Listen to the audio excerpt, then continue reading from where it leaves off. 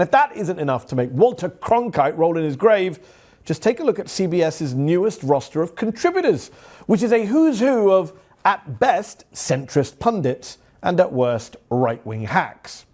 Take Dr. Peter Attia.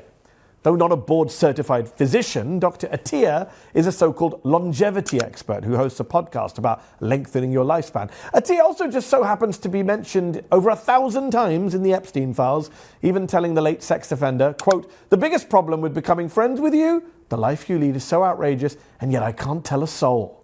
And while Attia's CBS stint might soon be short-lived, they haven't fired him yet, there'll be no need to fill the right-wing wellness void because Barry Weiss also hired Andrew Huberman, who's been known to parrot a little bit of pseudoscience on his podcast, The Huberman Lab, and Mark Hyman, who is conveniently a close friend and ally of the bonkers Health and Human Service Secretary, RFK Jr.